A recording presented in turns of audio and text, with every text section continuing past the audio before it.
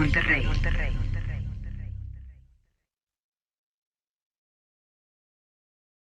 ¿Cómo están? Muy buenas tardes a todos ustedes. Mi nombre es Edwin Abán.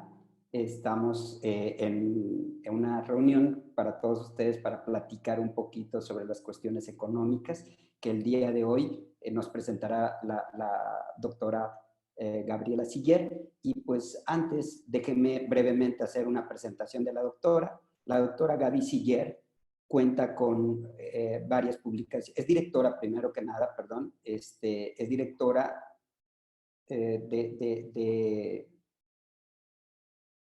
déjame, nomás se me movió toda la información. Ahí va. Gabriela Siller Pagaza tiene un doctorado en administración con especialidad en finanzas de la EGAD, TEC de Monterrey. Actualmente se desempeña como profesora del Departamento de Economía del TEC de Monterrey, Campus Monterrey. Es directora de análisis económico del Grupo Financiero Base y la doctora Siller cuenta con varias publicaciones en medios especializados y es capacitadora certificada de la Asociación Mexicana de Intermediarios Bursátiles. En el 2018, la revista Forbes la reconoció como una de las 100 mujeres más poderosas de México. A ella es a quien le agradecemos en el Tecnológico Monterrey que tenga la amabilidad de darnos una plática el día de hoy. Antes de que iniciemos, y yo le ceda la palabra a la doctora, a quien agradezco mucho su participación, hay unos comentarios importantes. La primera es que todos ustedes mantengan sus micrófonos apagados. Es importantísimo para que la calidad de esta conferencia se dé de manera correcta. La segunda es para que tengamos también facilidad de poder nosotros escuchar perfectamente. Pueden apagar sus cámaras para que tengan también esa posibilidad de escuchar perfectamente y ver a la doctora.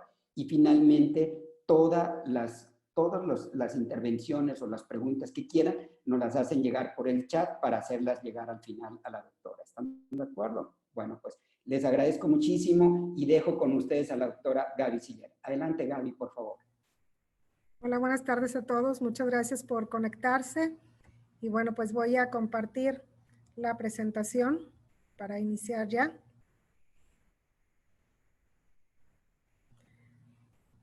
Y bueno, pues lo que estamos viviendo hoy por hoy, lo del coronavirus, es un evento sin precedente. Si recordamos, pues a lo mejor lo más cercano sería la influenza H1N1 del 2009, pero la verdad es que se quedó muy lejos de ser lo que es ahora el coronavirus, tanto por el número de infectados, número de muertos e inclusive también por el impacto económico que está teniendo a nivel global.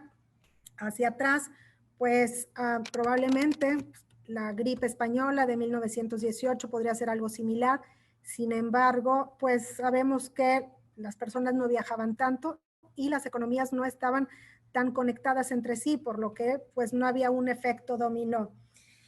Y además, pues de lo del coronavirus, de la enfermedad, pues resulta que el escenario se ha complicado, ¿no? Y entonces, además de esto, pues vemos que hay una guerra de precios del petróleo, que se dice que se van a llegar a un acuerdo y que siempre no.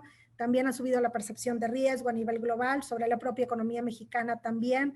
Existen, bueno, dudas de cuál será la política que aplicará el gobierno de México. Y finalmente, pues sabemos que los consumidores y las empresas no siempre reaccionan, o bueno, reaccionamos de la misma manera con la racionalidad que asumen las teorías económicas. Entonces, ante todos estos subescenarios, la verdad es que de poco o nada sirven los modelos previamente calculados. Sabemos que el número de casos sigue creciendo, que Estados Unidos es considerado ahorita el epicentro y que inclusive pues se ha dicho que puede ser un trimestre completo lo que tome a la economía. El impacto para México pues espera que sea bastante severo, sobre todo porque pues entramos a esta crisis ya con un estancamiento económico. Si recordamos, en el 2019 el PIB de México se contrajo 0.1%, había falta de confianza entre los consumidores y entre las empresas, lo cual se vio reflejado en el 2019 con una desaceleración en el consumo y por parte de las empresas pues disminuciones en la inversión fija bruta. Y al entrar así a esta crisis, esto nos da la idea de que pues seguramente la caída en el PIB puede ser más severa y la recuperación pudiera tomar más tiempo que otros países que entraron con una mejor situación económica a esta crisis. ¿De qué va a depender el impacto sobre México? Pues creemos que será de 5 factores: número de infectados, muertes y duración también de la contingencia, porque entre mayor sea el plazo, entre mayor sea los meses que dure, pues obviamente también mayor será el impacto económico. En segundo lugar, la percepción de riesgo sobre la economía global y sobre la economía mexicana, porque esto puede provocar salidas de capitales, incrementos en el tipo de cambio y mayores distorsiones y un mayor impacto. En tercer lugar está el impacto sobre la economía estadounidense, porque el 80% de nuestras exportaciones van hacia Estados Unidos. Y obviamente si Estados Unidos se desacelera o cae en recesión, que es lo más probable que sea que caiga en una recesión, pues también las exportaciones se verán afectadas. Como punto número 4, las afectaciones en la movilidad de personas y mercancías, que sabemos que las fronteras están cerradas, pero se supone que el comercio internacional continúe, pero vemos muy probable que Trump quiere imponer medidas sanitarias que de alguna manera generen un mayor costo para las empresas exportadoras y que entorpezcan también el cruce de mercancías. Y finalmente está la efectividad de la política fiscal, porque, bueno, pues la política fiscal creemos que puede aminorar el golpe sobre la economía mexicana. También, pues, es importante mencionar que esta crisis es muy diferente a la del 2009. En el 2009 sabemos que, pues, era un autoendeudamiento y, bueno, tuvo muchos actores con un patrón particular de comportamiento. La actual crisis es un choque de oferta que no se esperaba para nada. Y nada más como punto de comparación, en el 2009 Estados Unidos se contrajo, bueno, el PIB de Estados Unidos se contrajo a una tasa promedio anual de 2.5% y el PIB de México se contrajo a una tasa de 5.03%. Para esta crisis, para este año, creemos que el PIB de México va a reaccionar de manera más severa y entonces, pues, como no somos adivinos, ponemos escenarios y en un escenario muy optimista que tiene una bajísima probabilidad de ocurrencia y que ni siquiera lo quise poner aquí, pues es que el coronavirus desaparece durante el segundo trimestre y entonces pues el PIB de México caería muy poquito, la economía de Estados Unidos solamente se desaceleraría.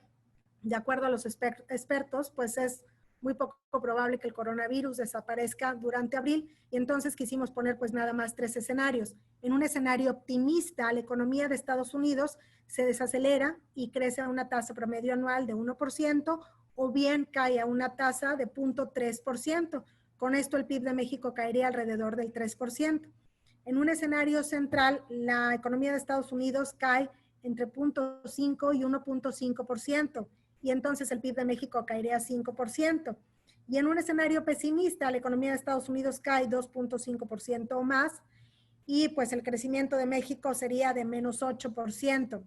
Les mencionaba hace un momento que la crisis del 2009, Estados Unidos cayó 2.5%, la economía de México cayó 5%, y entonces ahora pues se ve más duro el golpe sobre la economía mexicana, sobre todo porque entramos ya a esta crisis con una falta de confianza por parte de los consumidores y también de las empresas. Y bueno, pues recordando algunos datos, sobre todo porque con toda esta crisis por la pandemia, pues nos acordamos de la gran recesión del 2009, también de la gran depresión de los años 30. Y bueno, pues hacia atrás, pues la peor caída que ha tenido Estados Unidos en su historia reciente ha sido en 1932, precisamente en la Gran Depresión, cuando el PIB de ese país cayó 12%.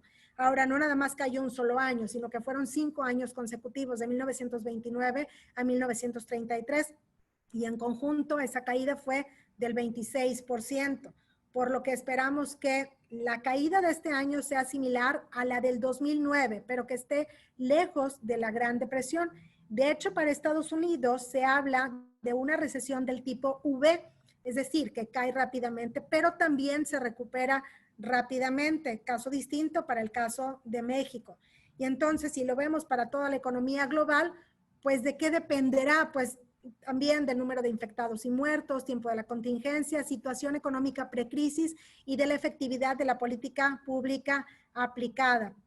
Y ante esto, bueno, pues los escenarios obviamente no son nada favorables para el segundo trimestre, ni para México, ni para Estados Unidos.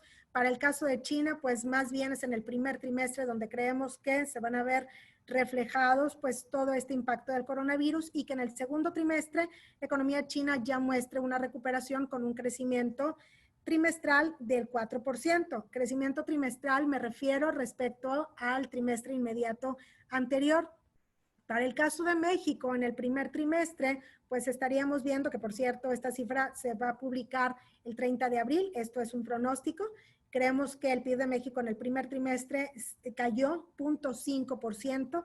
Y bueno, pues sabemos que ya fue a finales de marzo cuando empezamos a vivir lo del coronavirus en México, por lo que esta caída principalmente es por lo que les comentaba de falta de confianza entre consumidores y empresas. Y para el segundo trimestre, ahí es donde se verá el mayor efecto. Y en el escenario central de contracción del PIB del 5%, pues en el segundo trimestre veríamos una contracción trimestral de alrededor del 7%. Para el caso de Estados Unidos, que empezaron un poco antes con lo del coronavirus, ahí sí, durante el primer trimestre probablemente vean una caída del 1% y durante el segundo trimestre una caída del 5%.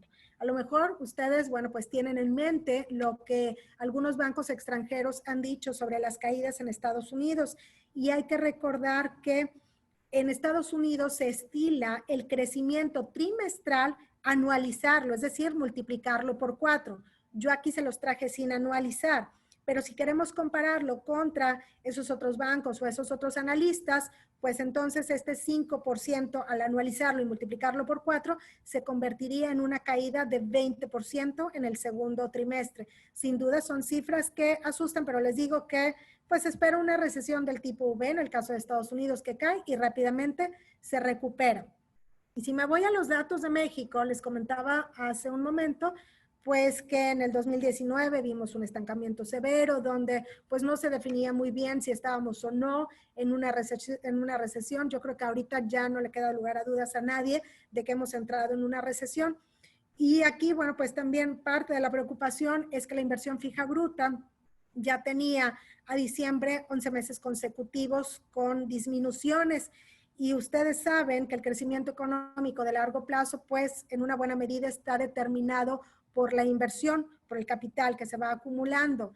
Y bueno, pues salir a la baja, esto nos hace pensar que aún en tiempos de recuperación no se alcanzará tampoco el crecimiento promedio que se tenía antes del 2% y que entonces esto va a hacer que la recuperación económica probablemente dure varios años.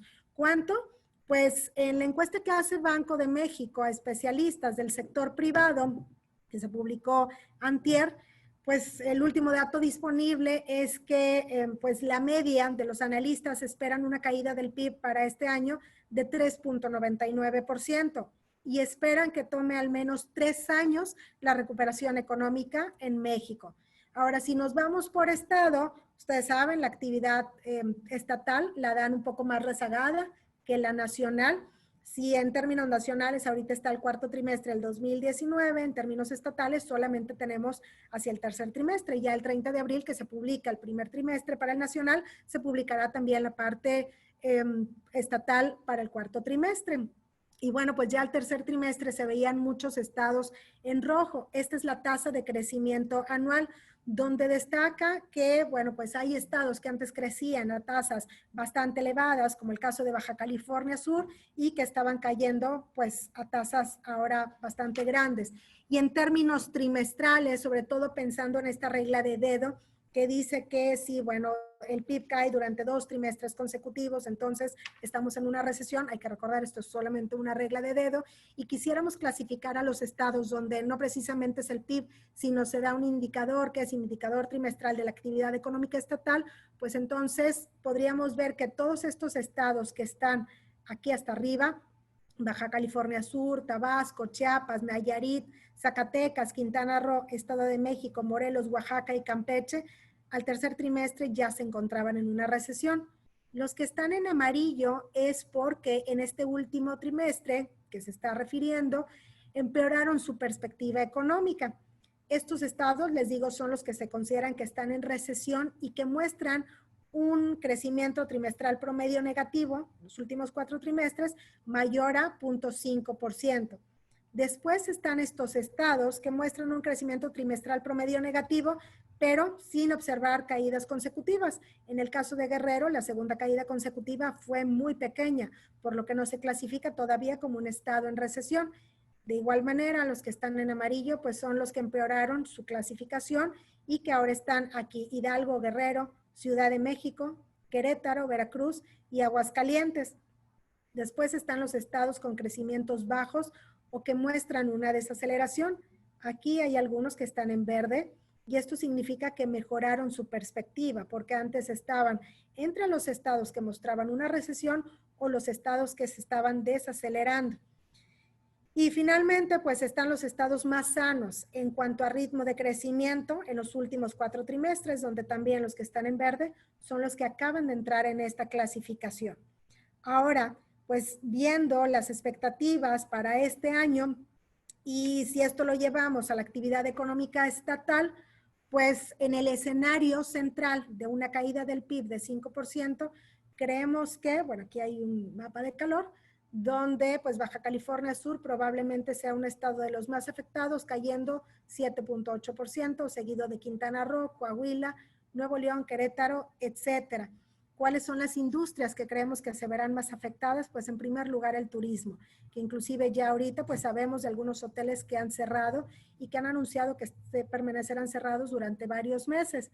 Está turismo, esparcimiento, o sea, todo lo que tiene que ver con entretenimiento, preparación de alimentos, restaurantes, también algunos sectores de la manufactura.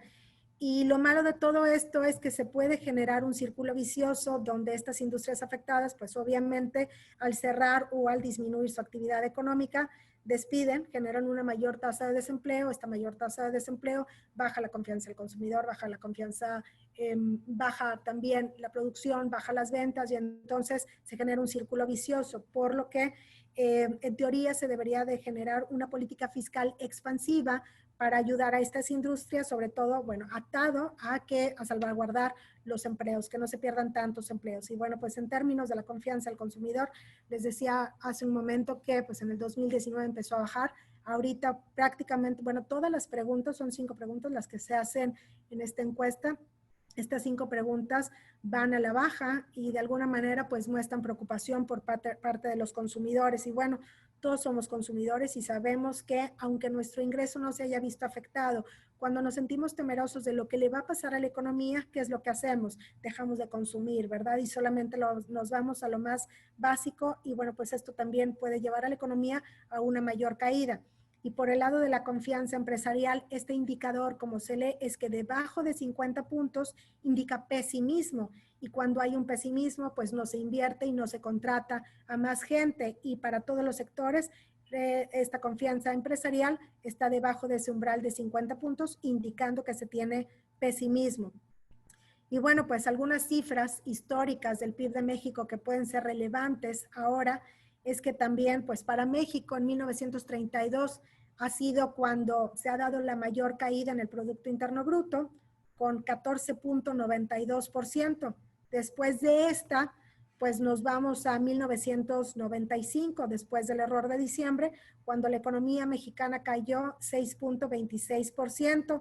Y en tercer lugar está la recesión del 2009 con una caída del 5%. Significa que bajo el escenario central que tenemos en Banco Base, pues la caída sería similar a la del 2009, pero bajo el escenario pesimista sería la segunda peor caída después de la Gran Depresión. Por otro lado, también el PIB de México, pues históricamente solamente durante 2 periodos ha mostrado 4 trimestres o más consecutivos de caídas. Esto fue desde el tercer trimestre de 1982 hacia el segundo trimestre de 1983 con 4 trimestres. Después del cuarto trimestre del 85 al cuarto trimestre del 86 con 5 trimestres consecutivos de caídas en el PIB. Y además, bueno, pues en el 2019 sabemos que durante los 4 trimestres consecutivos cayó el PIB y pues muy probablemente en el primer trimestre, en las cifras que se publican el 30 de abril, también muestra una caída y que sea inclusive hasta el tercer trimestre, lo cual pues va a ser algo inédito para la economía mexicana, es decir, no antes visto. Esto va a tener pues un impacto significativo en las finanzas públicas. En el escenario de una contracción del PIB del 3%, pues se va a generar un hueco en las finanzas públicas alrededor de 1.6% del PIB. En el escenario del 5%, un hueco de 2.1%. Y en el escenario de una contracción de 8%, un hueco de 2.7% del Producto Interno Bruto.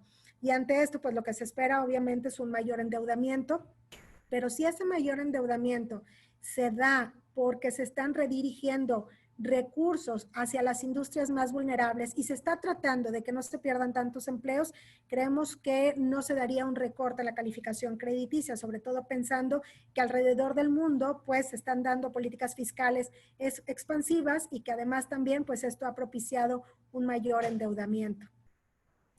Hablando de calificación crediticia, pues sabemos que la semana pasada una de las agencias calificadoras recortó en un nodo la calificación de México. Por parte de las 3 principales agencias todavía tenemos grado de inversión y bueno, pues esos son los puntos que están con azul. No se espera que lo perdamos, para eso tendrían que recortarnos en 2 nodos más. Es decir, que se genera un mayor endeudamiento, que los recursos no estuvieran bien redirigidos, pero aquí la principal preocupación es sobre Pemex, en donde Fitch, bueno, pues inclusive hace un rato hizo otro recorte en la calificación crediticia de Pemex y ya la ubicaba en grado especulativo. Y pues hay algunos fondos de inversión a nivel internacional que tienen como política que si 2 agencias calificadoras o más lo ponen a una empresa en grado especulativo, pues entonces tienen que deshacerse de esa deuda, lo cual provocaría para México salidas masivas de capitales e incrementos en el tipo de cambio. Además, lo que estamos viendo ahorita es un mercado bastante ilíquido, donde como que hay mucha cautela de parte de los inversionistas a nivel internacional y ante esto pues se están comprando o se están cubriendo mediante los credit default swap, de alguna manera como si el mercado, refiriéndome a los inversionistas a nivel internacional, estuvieran esperando o ya están descontando que otra agencia calificadora le va a hacer un recorte a Pemex. Y bueno, pues lo malo de esto, les digo, es que sigue presionando más al tipo de cambio al alza y al presionar al tipo de cambio, pues también puede generar presión al alza sobre la inflación y dificultar la administración de la política monetaria al Banco de México. Y bueno, pues hablando de inflación, a mí me llamó mucho la atención en la encuesta publicada por el Banco de México que el rango de opiniones está bastante amplio. ¿Qué significa esto? Pues que hay mucha incertidumbre, que nadie sabe qué va a pasar. Les decía que los modelos económicos que antes teníamos pues no funcionan porque en realidad pues no se tenía este factor previsto de una pandemia global y que fuera a afectar durante varios meses la actividad económica. Entonces, ante esto, bueno, pues los escenarios que tenemos es ver, bueno, qué es lo que le afecta a la inflación de México. Por una parte, la inflación se ve presionada al alza por las depreciaciones del peso. Y bueno, pues el peso, sabemos que este año alcanzó, el tipo de cambio alcanzó su punto mínimo el 17 de febrero en un nivel de 18.52 pesos por dólar.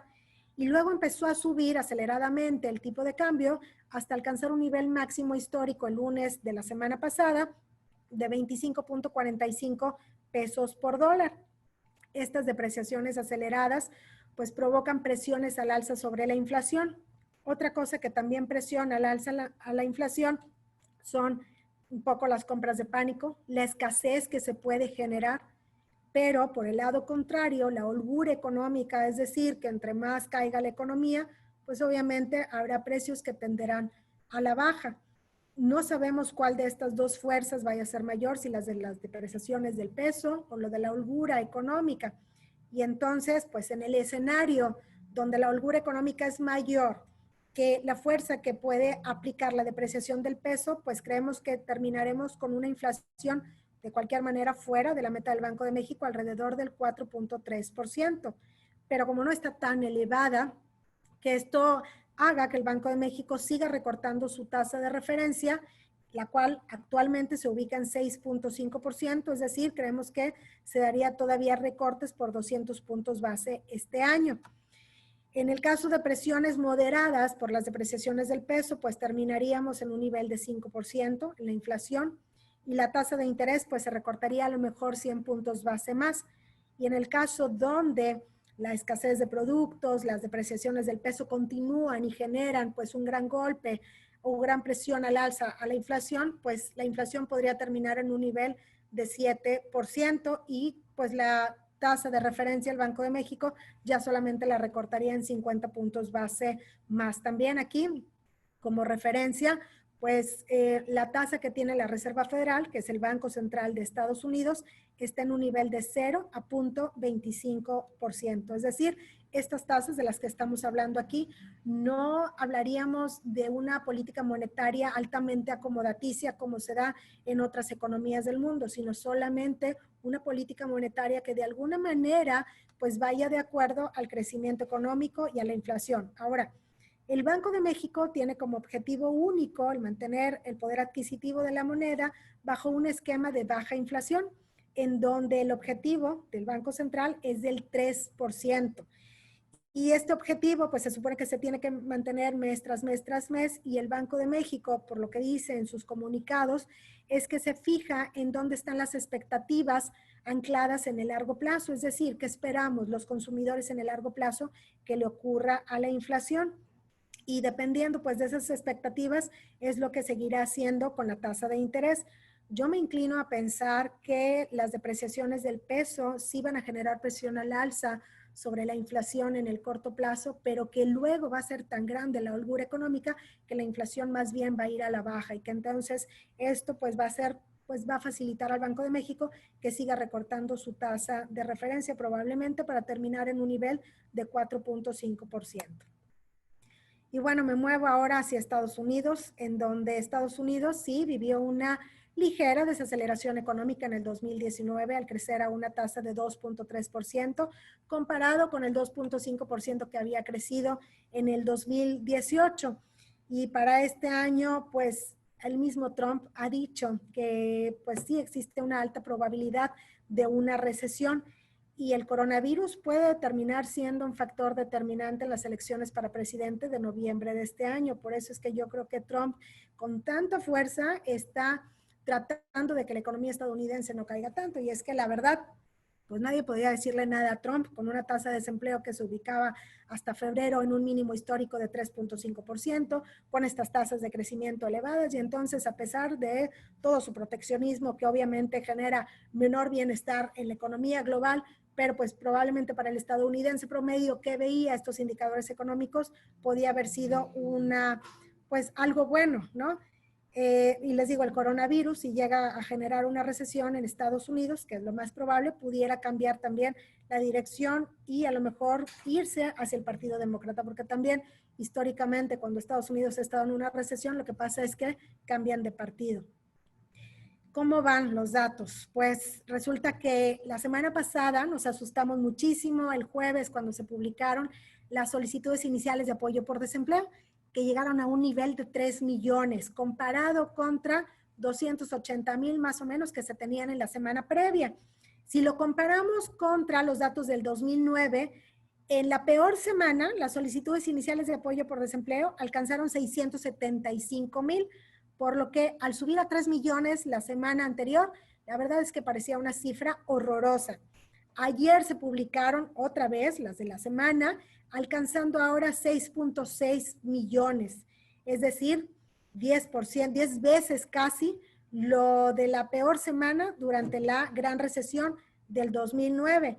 Esto pues lo que provocó es que la tasa de desempleo se fuera de 3.5% a 4.3%. Y bueno, por la nómina no agrícola que refleja la creación de empleo, más bien mostró para el mes de marzo una destrucción de 701,000 empleos. Y vale la pena mencionar que este indicador se calculó el 12 de marzo, es decir, todavía no llegaba la parte más fuerte del coronavirus, por lo que es muy probable que en abril siga mostrando una destrucción del empleo. Y bueno, pues también recordando para México que tras la recesión de 1995, cuando la economía se contrajo 6.26%, pues después la economía mexicana se expandió 6.5% en el 96 y 7.1% en el 97, y que la economía logró los mismos niveles de producción precrisis hasta el cuarto trimestre del 96. Tras la recesión del 2009, pues recuperamos los niveles del PIB previos a la recesión hasta el cuarto trimestre del 2010. Para la recesión de este año, contemplando que solamente cayera la economía mexicana 4%, como lo ve la media de los especialistas encuestados por Banjico, pues tomaría 3 años, es decir, sería hasta el 2023 cuando recuperaríamos esos niveles de PIB. Pero no les quiero asustar, no todo es pesimista, definitivamente que siempre durante las crisis se presentan oportunidades. Y bueno, pues, ¿cuáles son las decisiones de política económica que se han tomado a lo largo del mundo? Para empezar, en Estados Unidos, que es la economía más grande de todo el mundo, pues la Reserva Federal ha recortado nuevamente su tasa de referencia, dejándola en un nivel mínimo histórico de 0 a 0.25%, y además también ha impuesto pues políticas monetarias, podríamos decir, altamente acomodaticias, ¿no? O altamente expansivas. Por otro lado, también, pues, la política fiscal en Estados Unidos han puesto un estímulo que es igual a 2 billones de dólares. Si lo quisiéramos comparar contra el PIB de México, por supuesto el PIB es un flujo y a lo mejor, bueno, pues no necesariamente se pueden comparar, pero pues esos 2 billones de dólares equivalen a 2 veces lo que se produjo en México en el 2019, contemplando un tipo de cambio de 24 pesos por dólar. Si al estímulo fiscal le sumamos el estímulo monetario, entonces sería 6 veces el PIB de México. Por lo que les digo que en Estados Unidos se espera una rápida recuperación económica. Para el caso de China, igual. Vimos que el indicador de la manufactura, el PMI, alcanzó niveles inclusive por debajo de los alcanzados durante la gran recesión del 2008-2009, pero que durante el segundo trimestre, pues, ya con las fábricas abiertas y con la renovación del empleo, pues que vuelvan a crecer a tasas elevadas, que a lo mejor para ellos se vea reflejado en una tasa de crecimiento del 2%. Los chinos, por supuesto, se sienten tristísimos con una tasa del 2%. Para nosotros esto sería algo magnífico, ¿verdad? En el 2020. Además, también pues se han dado muchas acciones coordinadas, el Banco de Canadá, el Banco de Japón, el Banco Central Europeo, la Reserva Federal y el Banco Nacional de Suiza, pues lograron una acción coordinada para mejorar la liquidez, sobre todo pensando también que pues se vuelve ilíquido el mercado y entonces esto puede generar todavía efectos más adversos sobre la economía global. Además, también sabemos que la Reserva Federal amplió la línea de swap. Un swap es un intercambio de flujos. Si lo quisiéramos ver, pues en términos así muy simples, significaría que los bancos centrales que tienen acceso a esta línea de swap, como el Banco de México, pues es como si pudieran meter la mano a la Reserva Federal y poder tomar dólares de ahí, obviamente por un monto limitado, pero que de alguna manera asegura que va a haber dólares en el mercado y que no se tiene que ir la gente a un mercado negro, y mejora también la liquidez. Y pues sabemos de todas las medidas aplicadas por el coronavirus, de cancelación de eventos masivos, cierre de escuelas, cierre de comercio, cierre de fronteras. Y pues esto ha sido a nivel global, y obviamente pues entre mayor sea el cierre y más dura la contingencia, pues mayor será el impacto económico. También por esto de la crisis del coronavirus, pues lo que hemos visto es que los capitales, la inversión de cartera, pues ha corrido hacia los activos considerados refugio, como los bonos del tesoro, el franco suizo, yen japonés, por supuesto también el oro. Y en el caso pues de los T-bills de Estados Unidos, alcanzando niveles negativos su tasa de rendimiento, porque ha sido tanta la demanda que ha subido su precio, y pues la tasa de interés funciona de manera inversa al precio. Al subir el precio, baja la tasa de interés. Y entonces, ¿esto qué significa? Pues que no les interesa, ¿verdad? A los inversionistas qué tasa de interés les estén pagando, sino más bien que su dinero esté seguro.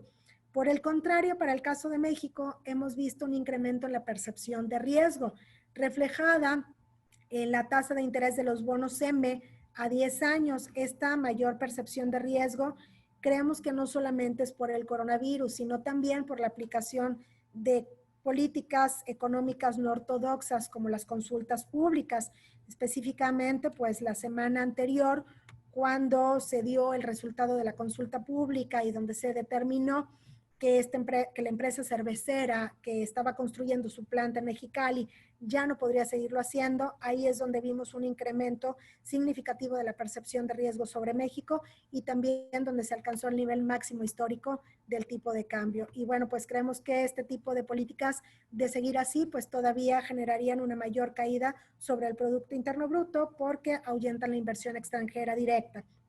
Por el otro lado, pues también en términos de la economía financiera, las posiciones especulativas en el mercado de futuros de Chicago también bajando. Y bueno, pues históricamente se ha relacionado estas posturas en el mercado de futuros de Chicago con lo que le va a pasar al tipo de cambio. Y lo que nos refleja es que pues están esperando que el peso se siga depreciando. Y bueno, pues hace un momento comenté que el tipo de cambio alcanzando un nivel máximo histórico de 25.45 pesos por dólar y creemos que desafortunadamente todavía hay espacio a que el tipo de cambio siga subiendo. De hecho, si vemos los fundamentales, pues indican pues, que el tipo de cambio debería de subir. Por el otro lado del análisis técnico que utilizan los traders, pues también ve como muy probable tipos de cambio por encima de 26 pesos por dólar. Y pues también la volatilidad ha subido comparado con diciembre del año pasado, donde, perdón, cambié la diapositiva antes, donde la volatilidad, es decir, estas subidas y bajadas del tipo de cambio, se ubicaba apenas en 4.8% y en marzo la volatilidad llegó a 25%. Ahora, ¿qué esperamos del tipo de cambio? Pues creemos que en un escenario central el tipo de cambio puede subirse hasta niveles de 27 pesos por dólar. En un escenario optimista donde baja la percepción de riesgo global y baja la percepción de riesgo sobre México, el tipo de cambio podría bajar hacia niveles de 22 pesos por dólar. Pero en un escenario pesimista en donde le recortan la calificación a Pemex y ya son dos las calificadoras donde la tienen en grado especulativo, esto generaría salidas de capitales y que el tipo de cambio subiera hacia 29 pesos por dólar. Y ya con una bajísima probabilidad, pues un escenario de 30 pesos o más. Más bien creemos que el tipo de cambio puede detener su subida en los 27 pesos por dólar. Y bueno, pues mercado de capitales definitivamente a la baja y se dice que entraron en un bear market, esto por cómo ataca el oso de arriba hacia abajo, y este bear market indica pues que los índices llevan 20% a la baja desde su nivel máximo histórico. Y para el caso del índice de precios y cotizaciones de la Bolsa Mexicana de Valores, pues todavía hay espacio para que siga bajando y en el peor de los escenarios, pues sería un recorte o un descuento del 50%. Pero pues también esto representa oportunidades importantes de inversión para capitalización en el largo plazo, sobre todo por los niveles en los que se encuentra ahorita. Y de los commodities del petróleo, pues es toda una historia, ¿verdad? Donde primero vimos pues que el petróleo se incrementaba, alcanzando el WTI 65 dólares por barril el 8 de enero y después disminuyendo significativamente. ¿Cuánto lleva la baja? 61% desde ese máximo alcanzado el 8 de enero. En el caso de la mezcla mexicana de exportación lleva 82% a la baja. Y bueno, pues ayer Trump por la mañana mandó un tuit diciendo que había llegado a un acuerdo con la OPEP, con Rusia, para hacer un recorte en la producción petrolera. Sin embargo, pues Arabia Saudita dijo que todavía no se había puesto con Rusia y entonces esto provocó que nuevamente el precio del petróleo bajara. Ya nada más les cuento rápidamente qué es lo que sucede con el petróleo. Pues sabemos que al bajar la actividad económica, obviamente esto pues baja la demanda de petróleo, baja el precio del petróleo y la OPEP, que es un cartel muy importante que está liderado por Arabia Saudita, pues habla con Rusia, uno de sus principales aliados, y le dice vamos a recortar la producción petrolera para poder subir el precio. Pero Rusia dice que no es para tanto. Entonces, los árabes amenazan con que si Rusia no acepta, van a inundar el mercado petrolero.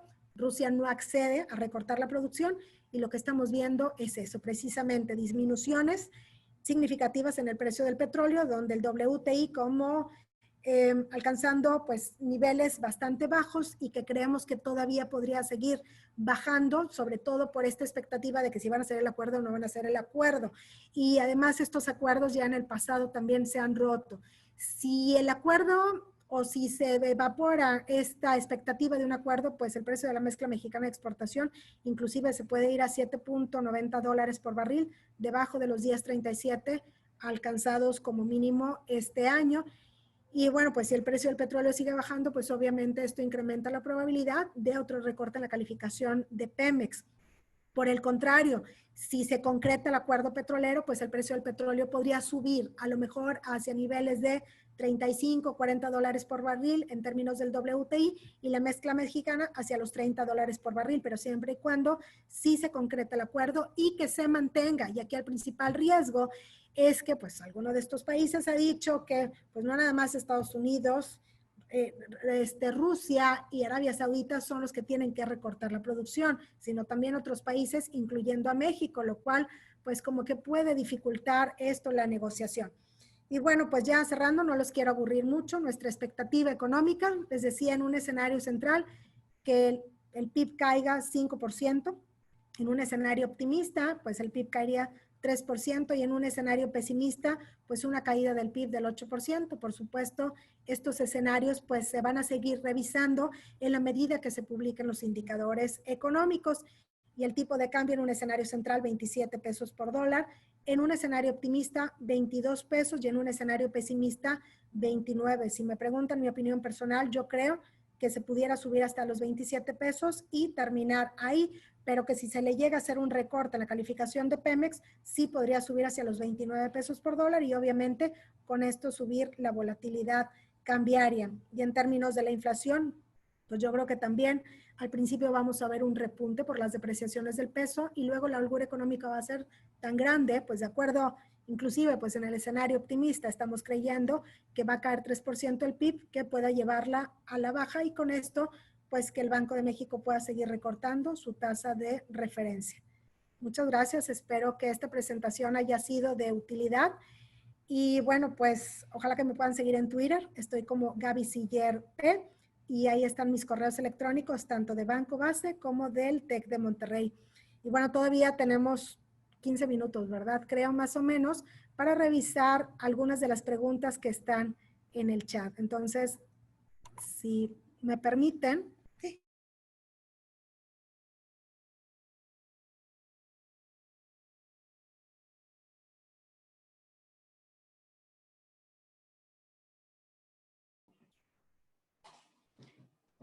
Perdón, parece que la doctora Gaby tuvo un problema técnico. En unos momentos se volverá a conectar. Un momento, por favor.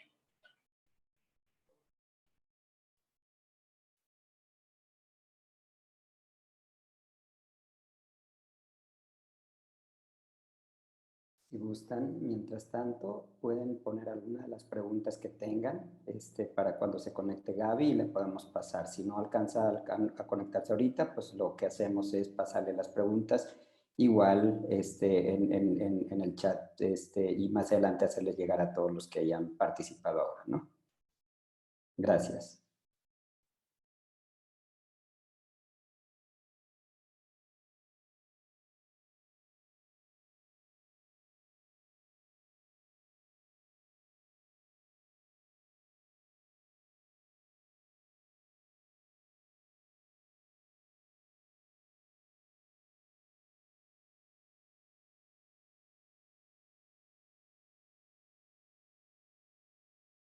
bueno, ¿me escuchan? Me cambié de computadora porque la tecnología no me ayudó el día de hoy. Sí te escuchamos, Gaby. Adelante. Sí, una disculpa. Entonces, me voy a ir al chat a ver las preguntas que hay. Bueno, ¿cómo crees que la juegue Banco de México? ¿Intentarán realmente contener la inflación mediante altas en tasa cuando ésta inicia? No, más bien creemos que el Banco de México va a seguir recortando su tasa de referencia a menos que la inflación se fuera muy arriba por las depreciaciones del peso, pues sí, en ese caso el Banco de México creemos que no subirá la tasa, pero que detendría esos recortes. Ahora, por el otro lado, pues también la Comisión de Cambios, que está conformada por miembros del Banco de México y de Hacienda, pues creemos que van a seguir suavizando las decisiones del mercado cambiario.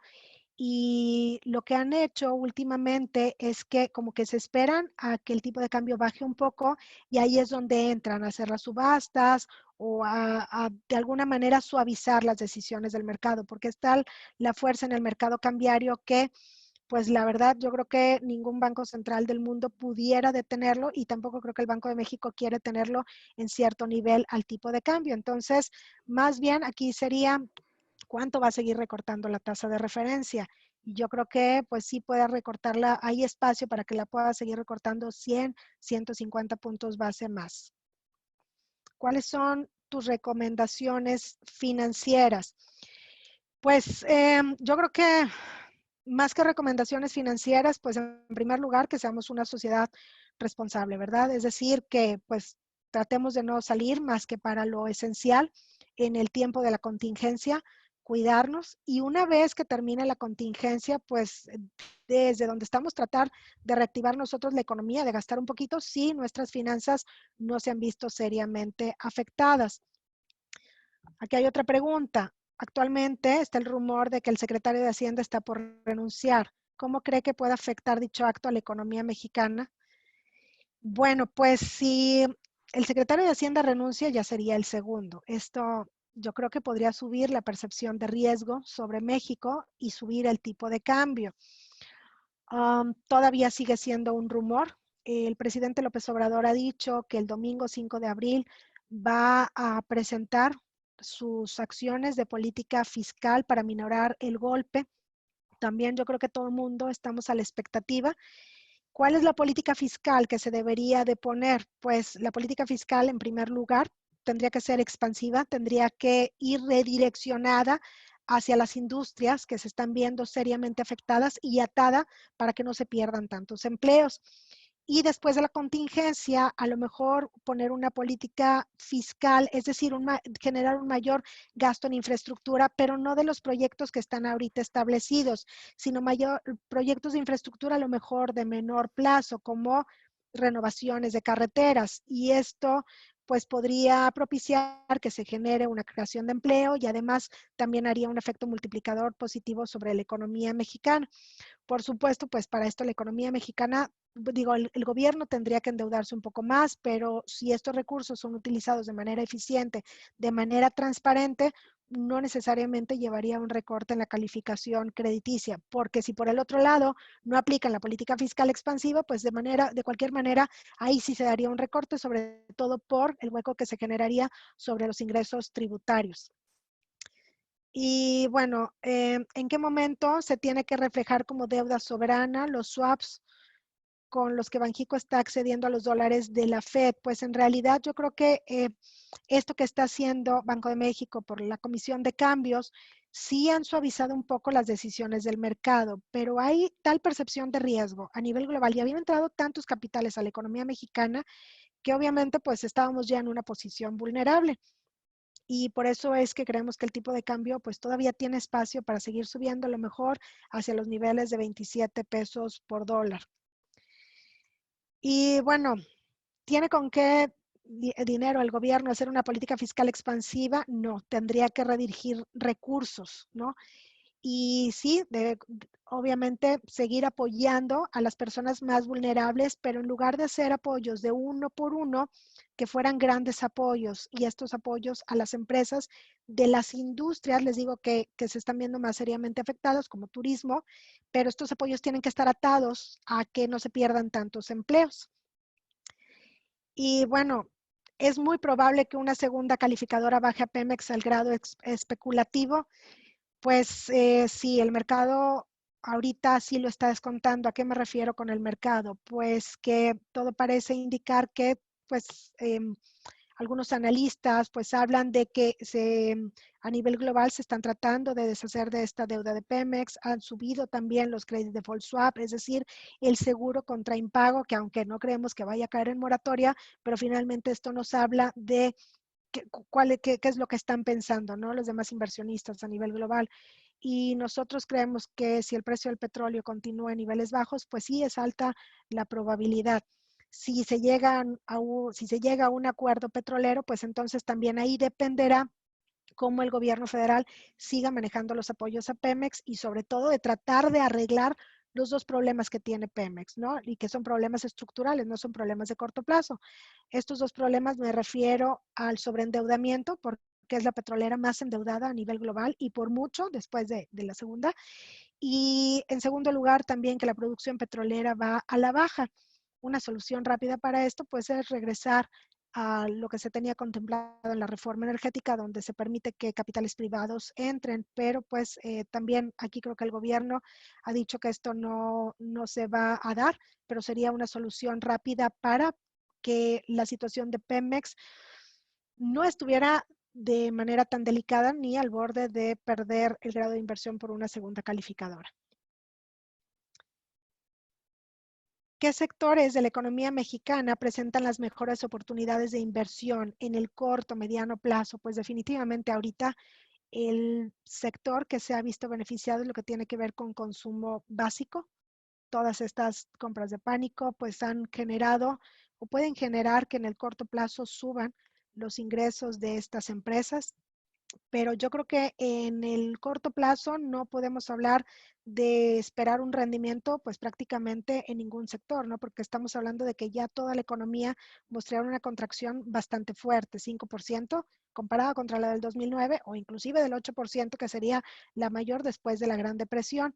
En términos de que si queremos invertir, pues yo creo que tendríamos que ver hacia el largo plazo y no en el corto plazo. Y bueno, pues aquí pues en Banco Base estamos para servirles y pueden entrar a nuestra página de Inverbase, donde pues hay un pagaré bastante atractivo. Ya me aventé aquí mi anuncio.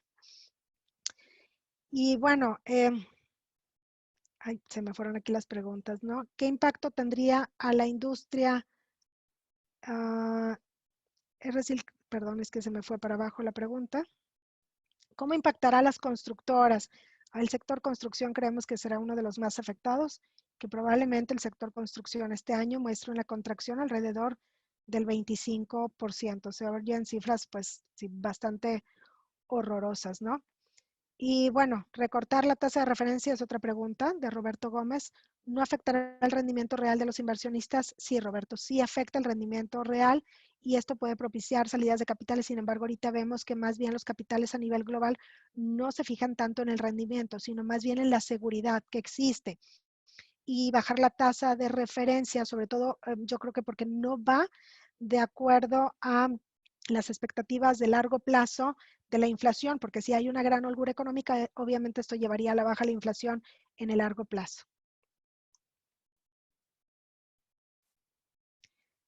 Y bueno, aún con las bajas tasas, esta es otra pregunta, aún con las bajas tasas de desempleo que no se habían visto en 50 años en Estados Unidos, la inflación en Estados Unidos se encontraba por debajo del objetivo de la Reserva Federal. Así es, la inflación no era un problema para el caso de Estados Unidos. Y bueno, olvidé mencionarles que inclusive una de las políticas económicas que están aplicando ahorita es lo que se llama dinero en helicóptero. El término fue acuñado por Milton Friedman, refiriéndose a que pues nada más faltaba que el gobierno pasara en un helicóptero aventando dinero, ¿no? Bueno, pues es lo que van a aplicar ahorita, no pasando en un helicóptero, sino enviando cheques a las familias. Y les comentaba hace un momento que sumando el estímulo fiscal con el estímulo monetario, pues equivale a 6 veces el PIB de México del 2019. Es decir, esto lo están haciendo para que no caiga tanto la economía estadounidense y aún así existe la probabilidad alta de una recesión. Y precisamente por eso también pues el coronavirus puede convertirse en un determinante importante para las elecciones para presidente en noviembre de este año. Y bueno, pues antes de que me corten la transmisión, quiero agradecerles que se hayan conectado. Espero que mi presentación les haya sido de utilidad y que no haya resultado aburrida. Y bueno, pues muchas gracias y le cedo la palabra a Edwin Aván o Eva, no sé quién iba a poner ya un video al final. Muchas gracias. Muchas gracias a ti, Gaby, por la presentación. Toda la gente está muy agradecida por tu presentación. Igualmente, te agradezco muchísimo y ahora sí cerramos la sesión. Y gracias a todos ustedes y cualquier cosa estamos en contacto. Seguramente tenemos otra oportunidad de podernos ver en otra sesión de economía. Gracias, Gaby.